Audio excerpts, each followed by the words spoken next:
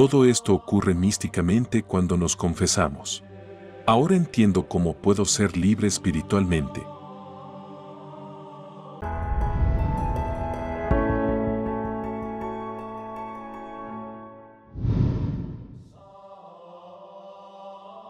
El sacramento de la penitencia y de la reconciliación también se conoce como el santo misterio de la confesión. Le llamamos santo porque es el medio que Dios ha dispuesto a los seres humanos para el perdón de los pecados cometidos contra Él. Le llamamos misterio o sacramento porque todo su beneficio se recibe a través de la Iglesia y sus autoridades espirituales, que actúan como médicos del alma en representación del mismo Señor Jesucristo. El apóstol Pablo dice, somos, pues, embajadores en nombre de Cristo, como si Dios os exhortase por medio de nosotros. En nombre de Cristo os rogamos, reconciliaos con Dios.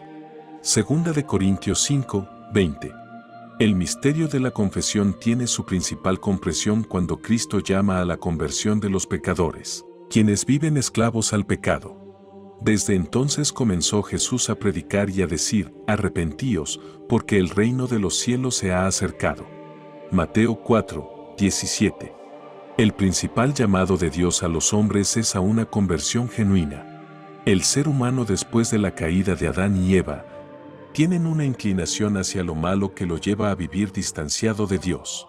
Decía el Santo Padre Pío que, así como una casa se llena de polvo, aunque permanezca cerrada, de la misma manera nuestra alma se ensucia de pecado día tras día y es necesario estarnos purificando. Una de las principales consecuencias del pecado es la ceguera espiritual. Quien vive en oscuridad no puede apreciar la magnitud de sus faltas. Es corto de vista y no es consciente del daño que se está realizando a sí mismo. Realmente, la causa de la imposibilidad del perdón se encuentra en los mismos pecadores y su falta de arrepentimiento, y no en la voluntad divina. Lamentablemente, el pecado también ocasiona ataduras espirituales. Quien reina en la oscuridad es el diablo. En una persona que vive lejos de Dios, los demonios empiezan a incomodar cada vez más su caminar y a distanciarlo, más y más del Salvador. Los demonios se aprovechan del alma distraída e inconstante para atarlo en las redes de la pereza, de la confusión, para distraerlo con los intereses de este mundo y mostrarle placeres que, a la vista del alma ciega, pareciera que llenaran más que los placeres que ofrece Dios. Aquellas personas que han practicado brujería, la mal llamada magia blanca, la magia negra, quienes han participado en rituales paganos o actividades de la nueva era, por voluntad propia se han entregado a las ataduras espirituales. Ellas mismas se han puesto cadenas espirituales que las hundirán más en la oscuridad del pecado. En el mundo espiritual, ocurren muchas cosas positivas o negativas a las que les abrimos las puertas de nuestras almas. Exorcistas como el padre Gabriele Amort, el padre José Antonio Fortea y el padre Carlos Spahn hacen énfasis en el peligro de tan solo participar por curiosidad en cartomancia, lectura del tabaco, adivinación, contacto con los muertos, rituales para atraer al amor de la vida, rituales para atraer abundancia o riquezas. Dejando de lado que ese mundo se encuentra saturado de estafas, supersticiones y engaños. La simple intención de actuar en contra de la ley de Dios nos lleva a atarnos en cadenas de oscuridad. Además, que, en algunas ocasiones, realmente ocurren cosas mágicas movidas por el mal. Por eso, Dios, que tanto ama a su creación, la orienta a mantenerse alejada de este tipo de prácticas que no corresponden al pueblo cristiano. Deuteronomio 18, 9 a 14 dice: Cuando entres en la tierra que el Señor, tu Dios, te da, no imites las abominaciones de esas naciones. Que nadie de los tuyos haga pasar por el fuego a su hijo o a su hija, ni practique adivinación, augurios, encantamientos, ni maleficios. Que no haya hechiceros, ni quienes consulten a los espíritus, ni adivinos, ni evocadores de muertos.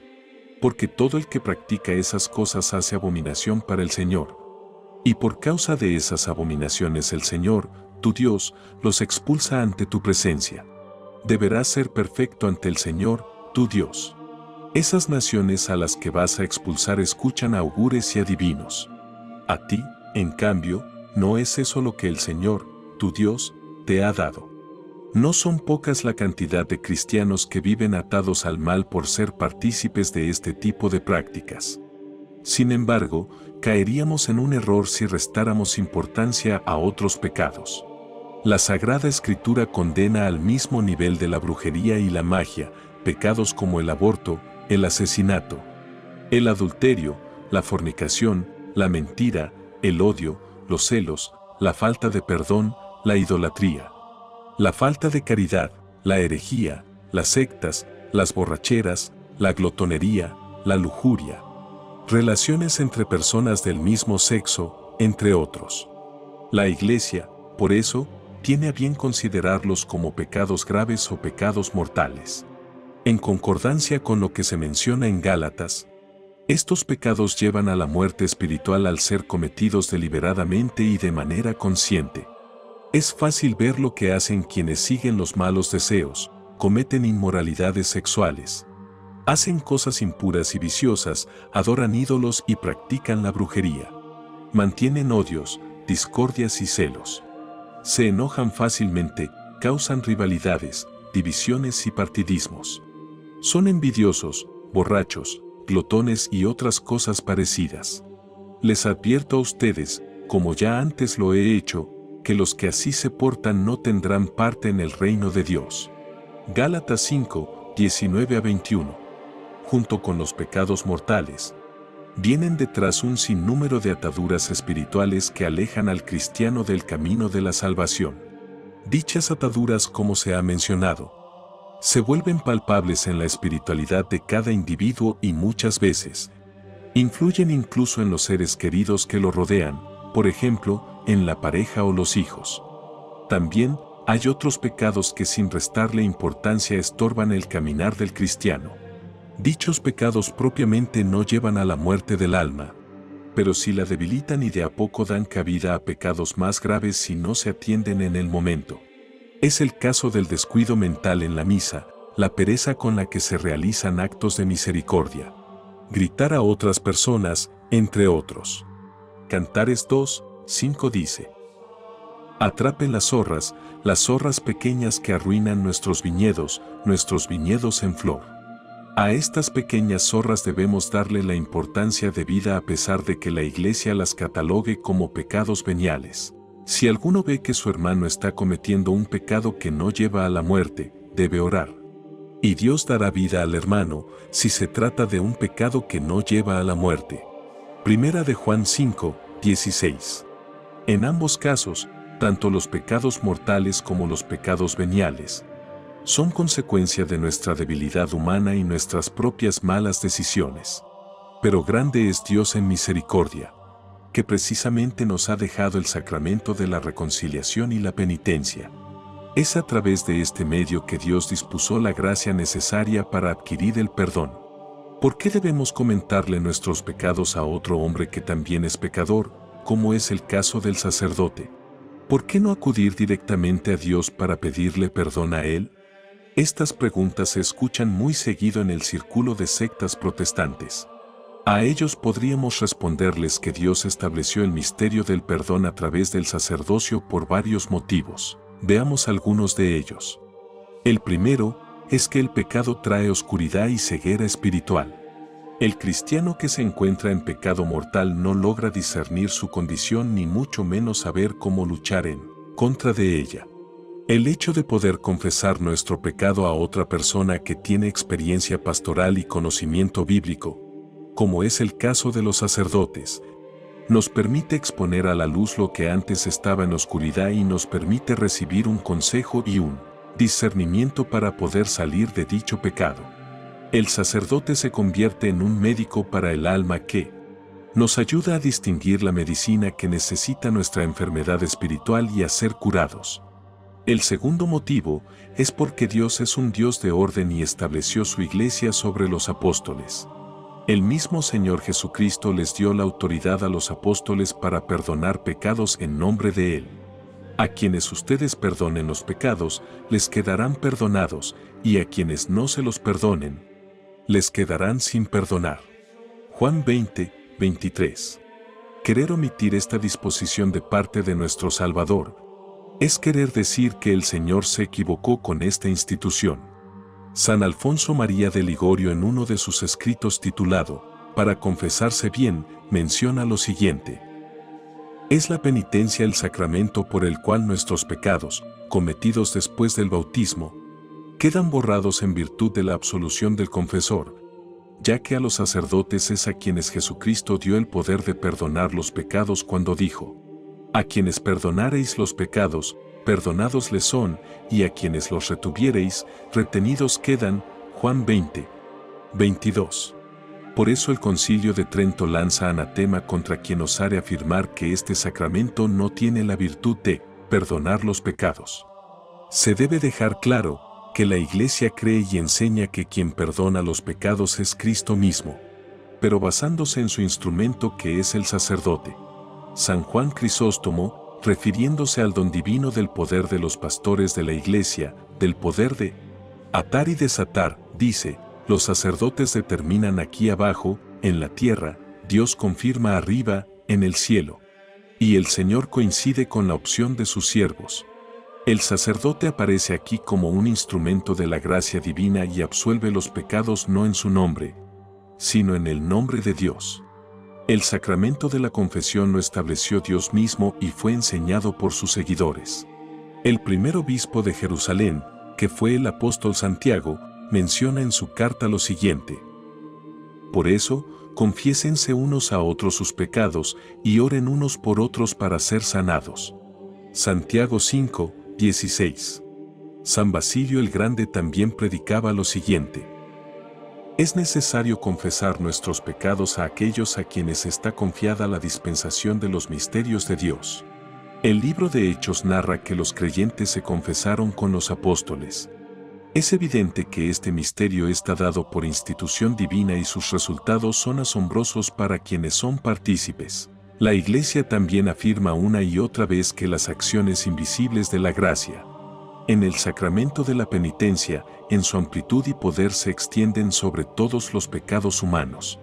Esto quiere decir que no hay pecado que no pueda ser perdonado a los hombres, si ellos sinceramente lo lamentan y lo confiesan con una fe viva en el Señor Jesús y la esperanza en su misericordia. El mismo Señor Jesucristo menciona en el Evangelio de Mateo que no ha venido a llamar a justos sino a pecadores.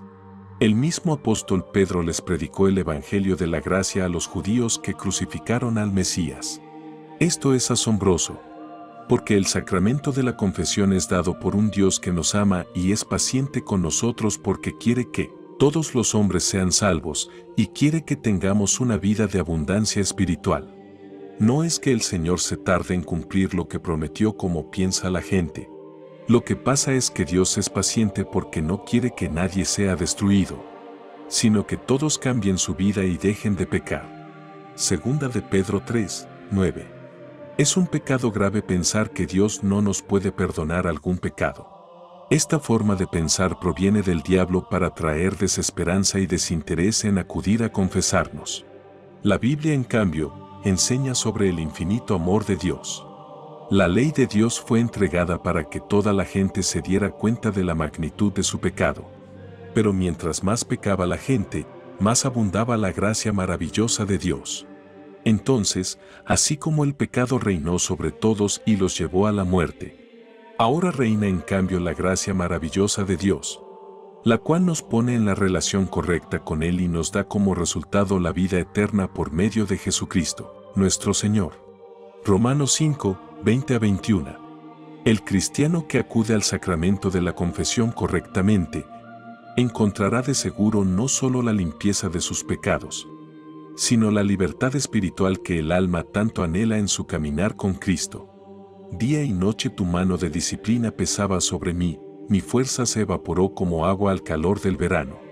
Finalmente te confesé todos mis pecados y ya no intenté ocultar mi culpa. Me dije, le confesaré mis rebeliones al Señor, y tú me perdonaste. Toda mi culpa desapareció. Salmo 32, 4 a 5. El que encubre sus pecados no prosperará, mas el que los confiesa y abandona, conseguirá perdón. Proverbios 28, 13. Por eso, sobreabundan los escritos de los santos que experimentaron la gracia del perdón en el sacramento de la confesión, y a su vez, quienes lo impartieron con autoridad apostólica y amor pastoral a quienes acudían a ellos en las iglesias o monasterios donde realizaban misas. San Cipriano de Cartago menciona: Os exhorto, hermanos carísimos, a que cada uno confiese su pecado, mientras el que ha pecado vive todavía en este mundo, o sea, mientras su confesión puede ser aceptada, mientras la satisfacción y el perdón otorgado por los sacerdotes son aún agradables a Dios. San Agustín de Hipona decía: no escuchemos a aquellos que niegan que la Iglesia de Dios tiene poder para perdonar todos los pecados. Decía el santo cura de Ars que los demonios odian ver a sacerdotes confesando, porque cuando un sacerdote confiesa, les arranca en un momento todo lo que han logrado en la persona que acude a confesarse. El santo cura de Ars sabía que, en la entraña de todo pecado late una orgullosa actitud rebelde. Él explicaba la necesidad de ser sinceros al confesar los pecados. Decía: hay quien esconde pecados mortales por 10, 20, 30 años. Siempre están atormentados, siempre está presente su pecado en su mente. Siempre tienen el pensamiento de decirlo, y nunca lo hacen. Es un infierno. Cuando hacéis una buena confesión, habéis encadenado al demonio. Los pecados que escondemos reaparecerán todos. Para esconderlos bien, hay que confesarlos bien. Y añadía: hay que dedicar más tiempo a pedir la contrición que a examinar los pecados. El Padre Pío siempre se disponía a administrar el sacramento de la confesión y la penitencia después de la Santa Misa. Tenía la costumbre de empezar con los hombres hasta las 9. Luego, seguía con las mujeres a las 11:30. En la tarde, nuevamente confesaba, pero les daba preferencia a los hombres porque en su experiencia eran los que más necesitaban de confesión por sus pecados. Santa Catalina de Siena en sus textos resalta una gran analogía de la confesión. La santa menciona que el sacramento de la penitencia es como un bautismo continuo. En sus diálogos con el Señor, ella recibe el siguiente mensaje: yo conocía la debilidad y fragilidad del hombre que le lleva a ofenderme. No que se vea forzado por ella ni por ninguna otra cosa a cometer la culpa, si él no quiere, sino que, como frágil, cae en culpa de pecado mortal, por la que pierde la gracia que recibió en el santo bautismo en virtud de la sangre de mi Hijo. Por esto fue necesario que mi caridad divina proveyese a dejarles un bautismo continuo, el cual se recibe con la contrición del corazón y con la santa confesión hecha a los pies de mis ministros. La sangre de Jesucristo es la que hace deslizar la absolución del sacerdote por el semblante del alma. Como podemos reflexionar, hay un tesoro lleno de las gracias divinas necesarias para tener libertad espiritual y paz en el sacramento de la confesión y la penitencia. Es tan vital este santo misterio, que la Iglesia prohíbe a sus miembros recibir la Santa Comunión si el cristiano se encuentra en pecado mortal. Recordemos que el pecado mortal es una ofensa contra Dios mismo y contra su cuerpo que es la Iglesia. Entonces, ¿cómo confesarnos correctamente y recibir los dones que Dios nos ofrece gratuitamente en la confesión? Primeramente, es necesario realizar un examen de conciencia. Este examen es necesario para lograr meditar en cada una de las ofensas que hemos cometido contra Dios. Consiste en escudriñar cuidadosamente el interior del alma. Es necesario tomar el tiempo requerido, no realizarlo a la ligera. Su objetivo es recordar todos los pecados cometidos desde la última confesión bien hecha. Debemos tener cuidado de no caer en dos extremos que son igual de perjudiciales. El primero es caer en la desesperanza y el exceso. Muchos caen en este error cuando recuerdan pecados muy graves y piensan que no es posible obtener el perdón de Dios. El otro extremo son los que se confiesan a la ligera, asumiendo que tienen otras ocupaciones, pero por requerimiento o religiosidad igual deben confesarse. Estos últimos no dimensionan la gravedad del pecado y sus consecuencias. San Alfonso aclara en este punto el no caer en la desesperación si no hay lágrimas por nuestros pecados. La diligencia en el examen será mayor o menor, según el estado de conciencia del penitente, y así, el que se confiesa a vueltas de mucho tiempo y ha cometido muchos pecados mortales, deberá examinarse más cuidadosamente que aquel otro que se confiesa a menudo y que solo rara vez ofende a Dios. Más que dar cabida al sentimentalismo y las emociones, es ser conscientes de la gravedad de los pecados cometidos. Es reconocer que actuamos mal y el pecado nos ha alejado de Dios y de la Iglesia. Quienes están muy alejados de la fe, por su corazón endurecido quizás no encontrarán lágrimas, pero éstas vendrán con el tiempo en la medida que empiecen a calentar su corazón con la oración, la participación en la misa, la comunión con el cuerpo y la sangre de Cristo y la práctica cristiana de la caridad. Ten presente que, si has hecho el examen de conciencia con la debida devoción y diligencia, y llegara a quedar algún pecado grave olvidado, este también se perdona, siempre y cuando el penitente esté arrepentido por todas sus culpas de manera general. Sin embargo, lo debe tener presente para exponerlo a la luz en su próxima confesión que fuera a hacer. Lo triste es que la mayor parte de los cristianos, después de cometer pecados a granel y de echarlos en olvido, se dan por muy satisfechos y, al confesarse, sueltan los pecados que en el momento les van viniendo a la memoria, con lo cual se exponen a no declarar ni la mitad de los pecados que tienen. Semejantes confesiones no valen nada y mejor sería no hacerlas. El consejo para realizar un correcto examen de conciencia es el siguiente. Primero, dedique un espacio para la oración donde invoque la presencia del Espíritu Santo, quien se encarga de traer conciencia de pecado. Pídale al Señor que le traiga a la mente y el corazón todo pecado cometido contra Él, quien es un Dios santo, bueno y lleno de misericordia. Un ejemplo de oración mencionaré a continuación. Ven, Espíritu Santo, ilumina mi mente para que pueda ver claramente todos mis pecados. No sea yo engañado por el amor propio, muéstrame el verdadero estado de mi conciencia. Mueve mi voluntad al dolor sincero, ayúdame a hacer una buena confesión. Santa Madre de Dios, ruega por mí para que pueda enmendarme. Amén.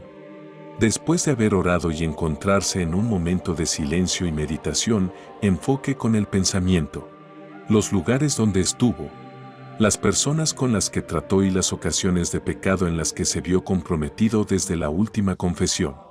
Con esta información presente en la mente, examine las faltas que en ese tiempo hubiera cometido de pensamiento, palabra, obra o por omisión. San Alfonso recomienda a los funcionarios públicos, jefes, padres de familia o personas que tienen a cargo más personas dedicar un buen tiempo a pensar en los pecados de omisión. En su experiencia, sin darse cuenta, estos pecados se descuidan en la confesión. Muchos santos, monjes y sacerdotes aconsejan a los católicos escribir en una hoja los pecados que se vienen a la mente y el corazón en el examen de conciencia. Esto con el fin de tenerlos presente y no olvidarlos al momento de la confesión. Se puede hacer el examen de una manera ordenada como a continuación se aconseja. En primer lugar, debemos examinar los pecados cometidos contra Dios mismo. Se recomienda meditar en cada uno de los 10 mandamientos que, a su vez, se encuentran agrupados en los 2 mandamientos que mencionó Cristo. Amarás a Dios sobre todas las cosas y al prójimo como a sí mismo. Por ejemplo, amarás a Dios sobre todas las cosas. Yo soy el Señor tu Dios. No tendrás dioses ajenos delante de mí. ¿Creo todo lo que Dios ha revelado y nos enseña la Iglesia Católica? ¿He dudado o negado las verdades de la fe católica? La falta de fe en Él. Falta de amor a Dios al no dedicar suficiente tiempo en rezar, en agradecer a Dios. ¿Hago con desgana las cosas que se refieren a Dios? ¿Me acuerdo del Señor a lo largo del día? ¿Rezo en algún momento de la jornada? ¿He recibido al Señor en la Sagrada Comunión teniendo algún pecado grave en mi conciencia? ¿He callado en la confesión por vergüenza algún pecado mortal? ¿He blasfemado? ¿He jurado sin necesidad o sin verdad? ¿He practicado la superstición o el espiritismo? ¿He practicado la adoración de dioses falsos o participado en rituales de otras religiones que ofenden a Dios? ¿He faltado a misa los domingos o días festivos? ¿He cumplido los días de ayuno y abstinencia? Después, debemos examinar los pecados cometidos contra el prójimo y hacia uno mismo, tales como palabras vanas, sin pensar vanilocuencia, palabras por rencor, ira, etc. Mentira y engaño, viveza. Levantar falsos testimonios, juzgar, reírse de alguien, decir groserías o vulgaridades.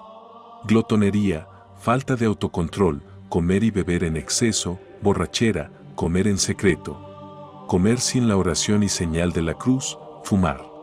Pereza, negligencia, dejadez, pereza para la oración, para alabar a Dios e ir a la iglesia. Descuido en el trabajo, dispersión, dormir en exceso, hacer cosas superfluas, jugar cartas, tibi, etc. Robo, avaricia y amor al dinero, ser avaro, endurecimiento del corazón. Usuraria, ganar mucho a expensas del otro. Injusticia, vender algo a mayor precio, juzgar en vano, justificar al culpable, encubrir, etc. Envidia, rencor, falta de amor al prójimo.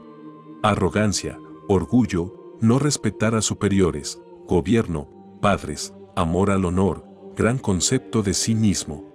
Autojustificación. Rabia y rudeza, ira, irritabilidad, inclemencia, ofensa. El más viejo de los demonios preside aquí en su trono, está lleno de orgullo, rudeza y rabia. Rencor, rencor al prójimo, rabia contra el prójimo. Crueldad, impiedad, falta de compasión. Fornicación, imaginación sexual. Aberraciones sexuales. Brujería y superstición. Herejías. Asesinato. ¿Mantengo odio en mi corazón? ¿He tenido o de cualquier manera permitido o alentado abortos? ¿He consentido miradas impuras o dar mi mente a lujuriosos pensamientos o fantasías? ¿Miro pornografía, material impuro o vídeos? ¿Soy culpable de la impureza conmigo mismo o con otros? ¿Consiento el uso de dispositivos anticonceptivos artificiales o métodos? ¿Me visto o me comporto sin modestia? ¿He hablado o actuado sin respeto a mi cónyuge o cualquier persona del sexo opuesto? Todos los pecados mencionados anteriormente se deben examinar siendo conscientes que son pecados que llevan a la muerte espiritual y a la condenación eterna. En cuanto a los pecados veniales, bien está el confesarlos, ya que también se perdonan por la absolución sacramental, pero no es necesario, porque, como dice el Concilio de Trento, pueden perdonarse por otros medios distintos de la confesión, haciendo actos de contrición o de amor de Dios o rezando con devoción el Padre Nuestro. Es necesario apartar un espacio de nuestro tiempo de oración para pedirle a Dios perdón por nuestros pecados veniales y mortales. Un ejemplo de oración en casa para confesarnos delante de Dios mencionaré a continuación. Te ofrezco, oh Señor misericordioso, la pesada carga de mis innumerables pecados, con los cuales peque ante ti, comenzando desde mi juventud hasta el día de hoy. Pecados del pensamiento y sentimentales. He pecado ante ti, oh Señor, siendo desagradecido a ti y tu misericordia, con el olvido de tus mandamientos e indiferencia para contigo. He pecado por mi poca fe, dudando en temas de la fe y con libertinaje en los pensamientos. He pecado con superstición, apatía hacia la verdad y con el interés a enseñanzas no ortodoxas.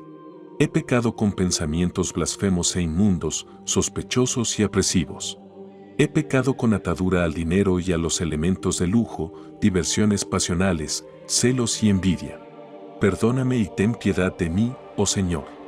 He pecado deleitándome con pensamientos pecaminosos, ansiedad por los placeres y debilidad espiritual.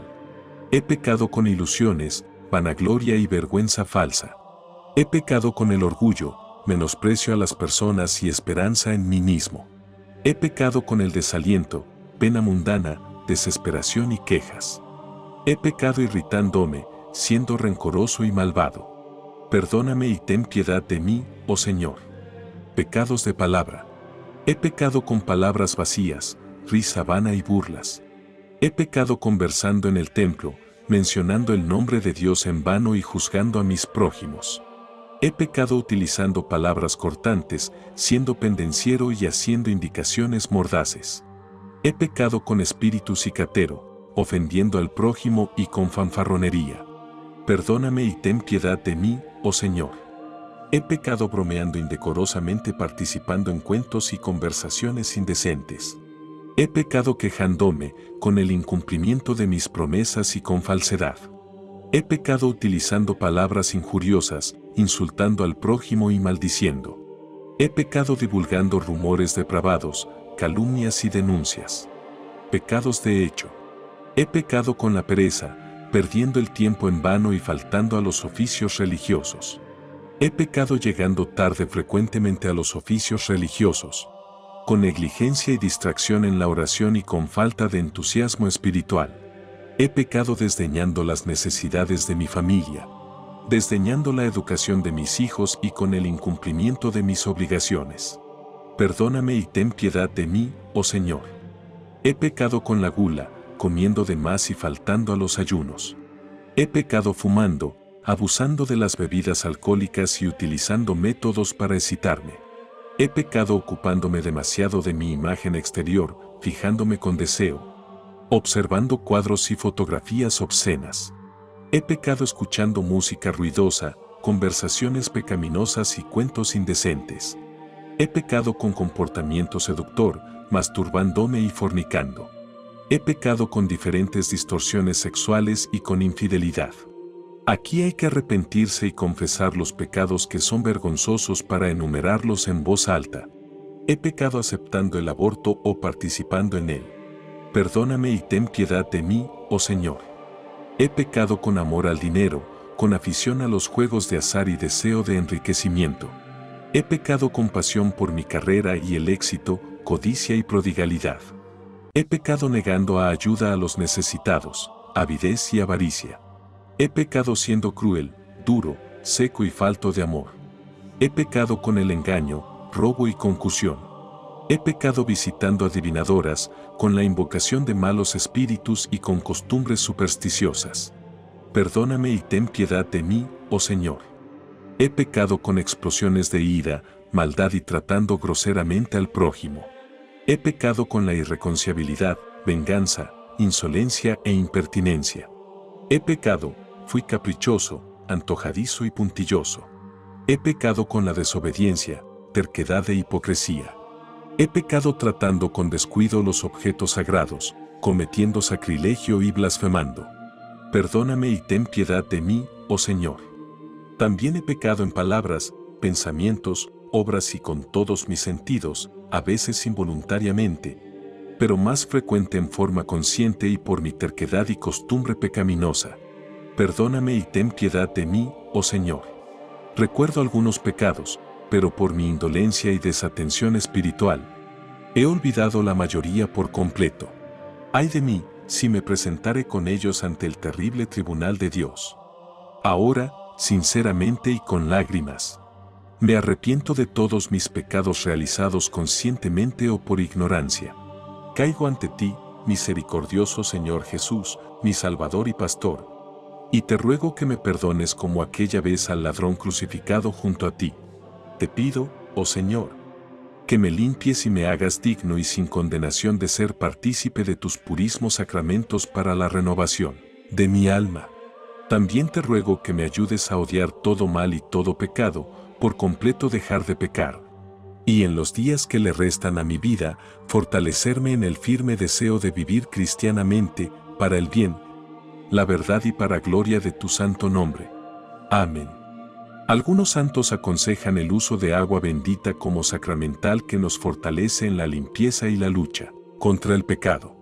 San Alfonso menciona que el agua bendita como instrumento de purificación de la Iglesia es un símbolo de perdón de los pecados veniales.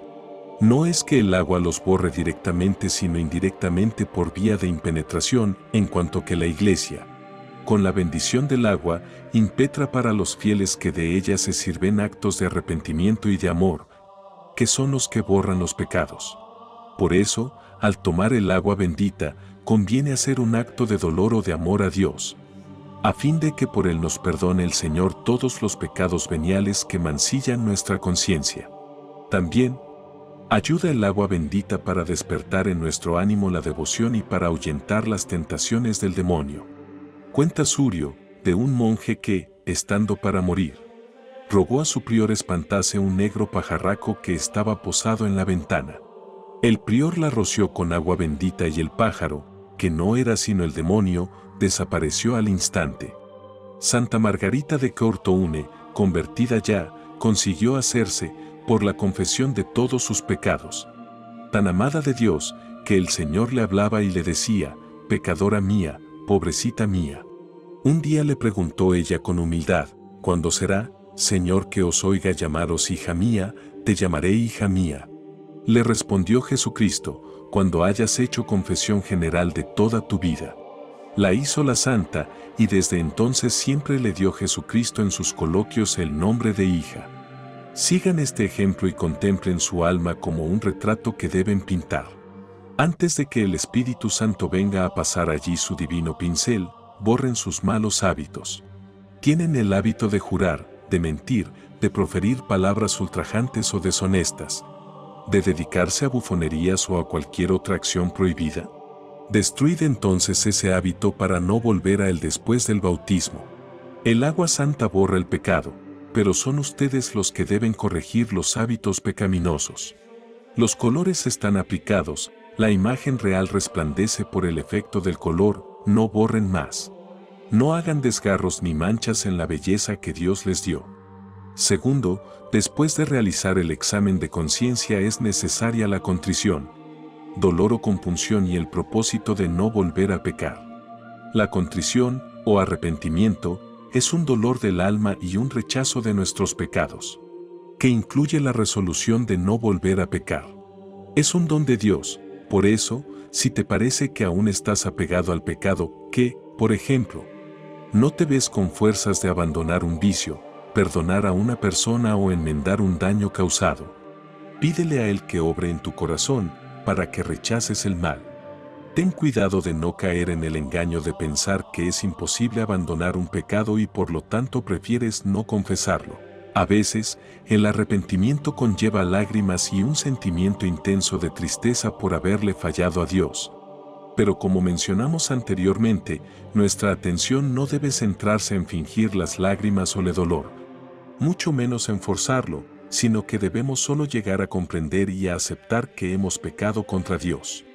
San Alfonso nuevamente nos recomienda apartar un espacio para hacer duelo por nuestros pecados. No solo enumerar nuestras faltas, sino que debemos pedirle a Dios, pues, insistentemente este dolor. Y antes de acercarnos al confesionario, bueno será rezar una Ave María a la Virgen de los Dolores pidiéndole nos alcance verdadero dolor de nuestras culpas. Se cuenta de San Sebastián mártir que, como tuviese la virtud de curar las enfermedades con la sola señal de la cruz, fue cierto día a buscarlo el prefecto de la ciudad, Cromacio, para que lo curase de su enfermedad. El santo le prometió la salud, pero a condición de que antes quemase los ídolos que en su casa tenía. Los quemó el enfermo, quedándose con uno solo, a que tenía particular estima. Como la enfermedad no desaparecía, se quejó de ello a San Sebastián, el cual le dijo que, pues se había reservado un idolillo, de nada le valía haber tirado al fuego todos los demás. Lo mismo pasa con el pecador. Nada importa que se arrepienta de algunos pecados mortales si no se arrepiente de todos. Pero no es necesario que el pecador que tiene muchos pecados graves vaya detestándolos uno por uno.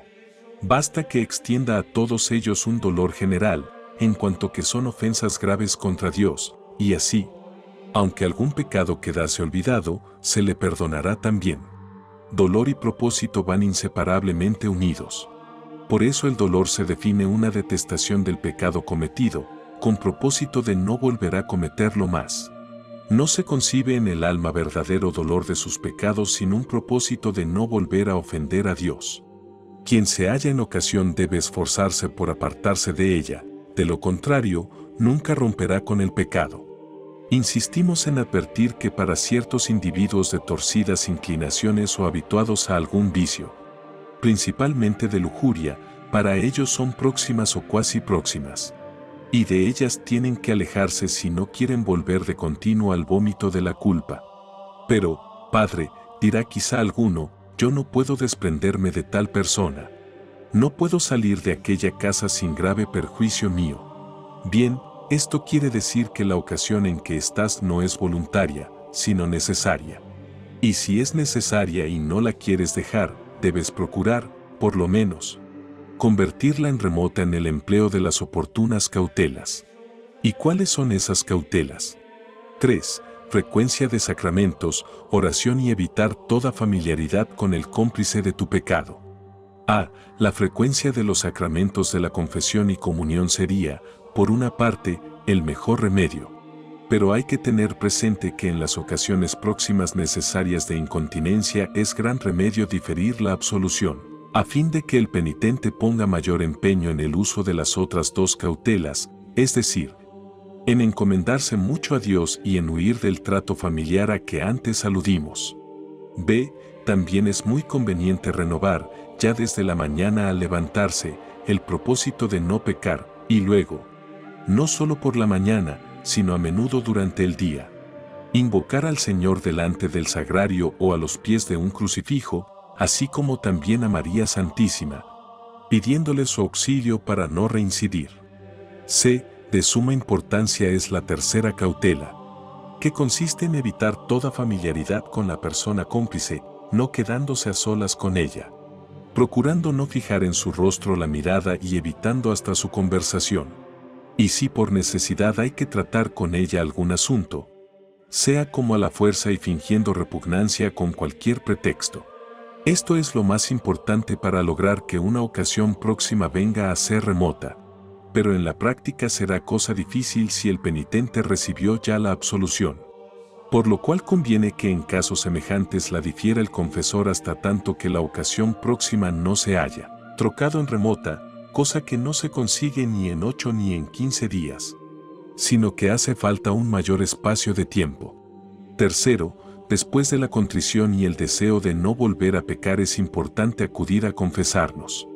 Hay algunos puntos importantes que debes tener presente al momento de la confesión y que mencionaremos a continuación. Confiesa tus pecados, recordando que no se los estamos revelando a un hombre sino a Dios mismo. Dios ya conoce tus pecados, pero desea que tú los reconozcas. No tienes que avergonzarte delante de tu Padre Espiritual ya que Él es un ser humano igual a ti, y entiende perfectamente nuestra tendencia a pecar. Por esta causa Él no puede convertirse en tu terrible o temible juez. ¿No será por eso que te avergüenzas delante de tu Padre Espiritual porque temes perder la buena opinión que tiene de ti? Todo lo contrario, tu Padre Espiritual viendo tu confesión sincera y abierta te querrá mucho más. Por otro lado, si te da miedo revelar tus pecados a una persona, tu Padre Espiritual, ¿cómo puedes tú sobreponerte a tu vergüenza cuando aparezcas frente a Dios, los ángeles y todas las personas fieles e infieles, conocidas y desconocidas, en el juicio final? Si el demonio te tienta a ocultar algún pecado, respóndele como lo hizo cierta señora llamada Adelaida. Había tenido relaciones deshonestas con otro señor, el cual, en un momento de desesperación, se había estrangulado con sus propias manos, muriendo con signos de réprobo. La mujer, entonces, se retiró a hacer penitencia en un convento. Y aconteció que, yendo un día a confesarse de todos sus pecados, se le apareció el demonio y le dijo: «Adelaida, ¿a dónde vas?» «Voy», respondió ella, «a confundirme yo y a confundirte a ti, confesándome».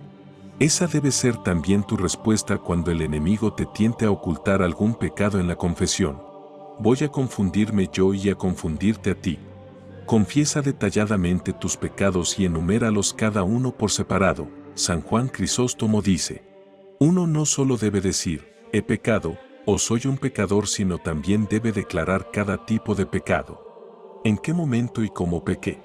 La revelación de los pecados, dice San Basilio el Grande, está sujeta a las mismas reglas como la declaración de una enfermedad física.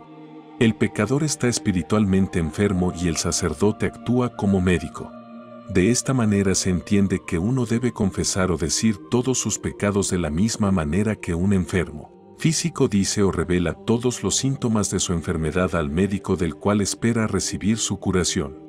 No menciones a nadie más ni las involucres en tu confesión, porque eso no es una confesión sino una acusación y es otro pecado más para ti. Tampoco trates de ninguna manera de justificarte durante la confesión culpando a tus debilidades, a las modas, a las costumbres, entre otras cosas. Algo que también es importante tener presente: no confieses los pecados que no has cometido, a menos que no seas interrogado por tu Padre Espiritual. No comiences a enumerar los pecados que no has cometido o cosas que no has hecho, porque eso demuestra que, como el fariseo del Evangelio, tú no estás arrepentido sino vanagloriándote, aumentando así tu condenación. No está bien confesar los pecados con frialdad y sin ningún remordimiento, como si eso fuera una conversación trivial.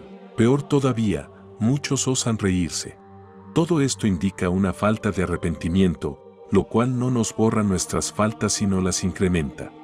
Finalmente, confiesa tus pecados con plena fe en Jesucristo con la esperanza de su misericordia. Solamente creyendo y confiando en Él, nosotros podemos recibir el perdón de nuestros pecados. Para confesarnos, es importante buscar un confesionario donde podamos estar frente a un sacerdote quien represente a Cristo. Esto se suele hacer de rodillas y en una iglesia, porque es la iglesia quien distribuye la misericordia de Dios. Dice en Efesios 3:10 lo siguiente: de esta manera ahora, por medio de la iglesia, todos los poderes y autoridades en el cielo podrán conocer la sabiduría de Dios, que se muestra en tan variadas formas. Los sacerdotes a nivel pastoral mencionan que una buena confesión incluye las 4 C, es decir, clara, concreta, concisa y completa. Cuando decimos que debe ser clara, quiere decir que debemos evitar las excusas, mencionando la falta específica. Cuando decimos que es concreta, quiere decir que no debemos dar rodeos usando términos suaves o desviando el sentido de la confesión. Cuando decimos que es concisa, quiere decir que debemos dar descripciones detalladas del pecado. Cuando decimos que es completa, quiere decir que debemos confesar todos los pecados sin caer en ocultar algún pecado grave por vergüenza de confesarlo. La Iglesia tiene establecido una metodología que facilita el encuentro entre el penitente y el sacerdote. El penitente primeramente se hace la señal de la cruz, diciendo: en el nombre del Padre, del Hijo, del Espíritu Santo, amén. Seguidamente puede mencionar: perdóneme, Padre, porque he pecado. Han sido X días desde mi última confesión. Si no recuerda la última vez que te confesaste, solo debes empezar a confesar tus pecados. Mis pecados son... y empiezas a decirlos comenzando por los pecados más graves o los que más te acusan en tu conciencia. En este momento, el sacerdote te escuchará con respeto y misericordia y se dispondrá a darte un consejo para fortalecer tu vida espiritual. Cuando el sacerdote termine de hablar, puedes repetir algo como: Señor Jesucristo, Hijo de Dios, apiádate de mí que soy un pecador. En este instante el sacerdote hará uso de la fórmula de absolución y se dispondrá a decirte que cumplas alguna penitencia. Ahora, podrás ir en paz siendo consciente de que Dios te ha perdonado. Por último, el sacramento de la confesión involucra cumplir la penitencia dada por el sacerdote. La penitencia, conocida también como la satisfacción, es el acto impuesto por el sacerdote que ayudará a restaurar las penas cometidas por el pecado. Por ejemplo, muchos pecados causan daño al prójimo. Es preciso hacer lo posible para repararlo, por ejemplo, restituir las cosas robadas, restablecer la reputación del que ha sido calumniado, compensar las heridas. La simple justicia exige esto. Pero además el pecado hiere y debilita al pecador mismo, así como sus relaciones con Dios y con el prójimo. La absolución quita el pecado, pero no remedia todos los desórdenes que el pecado causó. Liberado del pecado, el pecador debe todavía recobrar la plena salud espiritual. Por tanto, debe hacer algo más para reparar sus pecados, debe satisfacer de manera apropiada o expiar sus pecados. Esta satisfacción se llama también penitencia. San Alfonso María de Ligorio, en su libro titulado Para confesarse bien, menciona lo siguiente: la satisfacción, que llamamos penitencia, no es parte esencial para la validez del sacramento de la confesión en caso de que el penitente, por ejemplo, se encuentre a punto de morir y no pueda cumplirla. Sin embargo, sí es parte necesaria e integrante de la confesión, más aún cuando se cuenta con las facultades para cumplirla. Por lo tanto, si el penitente no tiene en el momento de confesarse intención de satisfacer la penitencia, la confesión sería nula. Es, pues, necesaria en el penitente la voluntad de cumplir la penitencia que le imponga el confesor. Si tiene esta voluntad, pero luego no la cumple, la confesión es válida. Ahora que, si la penitencia omitida era por materia grave, el penitente cometería pecado mortal. Decía San Alfonso también que, cuando el hombre peca, contrae, además de la culpa, la pena que la culpa merece. En virtud de la absolución, se perdona la culpa y con ella la pena eterna. Y si el penitente tuviese intenso dolor de contrición, se le perdonaría también toda la pena temporal. En caso de resultarle al penitente muy difícil el cumplimiento de la penitencia, puede acudir al confesor que se la impuso o a otro cualquier confesor y pedir que se la cambien. Le preguntaban al santo, ¿en qué plazo debe cumplirse la penitencia? Dentro del tiempo señalado por el confesor, respondía. Si no determinó tiempo ninguno, debe cumplirse cuanto antes, ya que, si la penitencia es grave y, sobre todo, si es medicinal, diferirla por mucho tiempo sería pecado mortal. Y si, por desgracia, después de la confesión tornase el penitente a recaer en culpa grave, estaría, no obstante, obligado a cumplir la penitencia que se le dio. Sí, está obligado.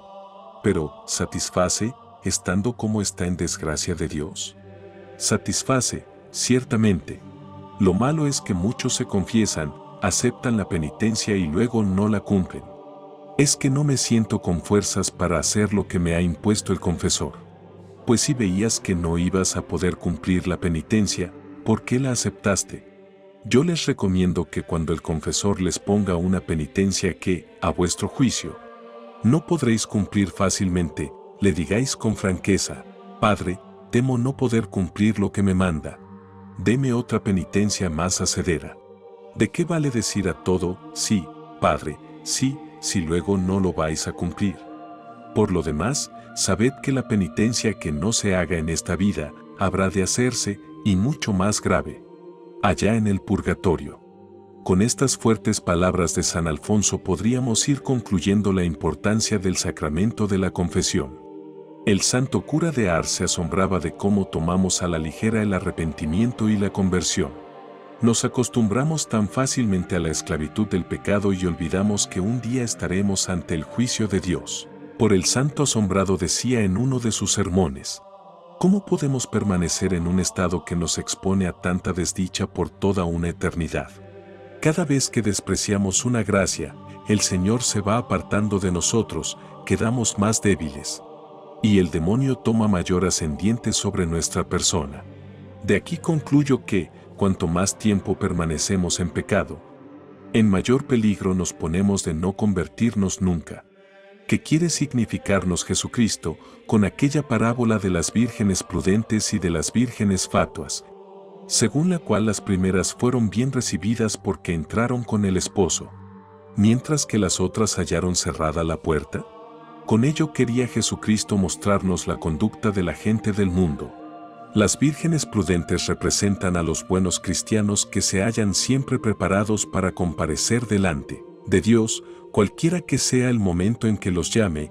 Las vírgenes fatuas son la figura de los malos cristianos, que creen constantemente les va a quedar tiempo para prepararse y convertirse, salir del pecado y hacer buenas obras. Así pasan la vida, y llega la muerte, pero ellos no tienen en su haber más que maldades y nada bueno. La muerte les da el zarpazo, Jesucristo los llama a su tribunal para que rindan cuenta de su vida. Entonces quisieran poner en orden su conciencia, se inquietan, quisieran dejar el pecado, pero ¡ay! No tienen ni tiempo, ni fuerza suficiente, ni tal vez la gracia que sería necesaria. Al suplicar a Dios que tenga de ellos compasión y sea misericordioso, les responde que no los conoce. Les cierra la puerta, es decir, los arroja al infierno. Ved la suerte de muchísimos pecadores que viven muy tranquilos en el pecado. Pobre alma, cuán desdichada eres al tener que morar en un cuerpo que con tanto furor te arrastra al infierno. Amigo mío, ¿por qué quieres tú perder esa pobre alma? ¿Qué mal te ha hecho para condenarla a tantas desdichas? Oh, Dios mío, cuán ciego es el hombre. Es momento de recapacitar, de ser libres espiritualmente, de no rechazar la gracia de Dios quien nos llama a la conversión. Ahora que conoces un poco más sobre el sacramento de la penitencia y de la reconciliación y todo lo que ocurre místicamente en el confesionario, ¿consideras que debes cambiar la cosmovisión que tenías frente a este sacramento? Si te gustó este mensaje, dale me gusta, compártelo y suscríbete al canal para recibir contenido similar.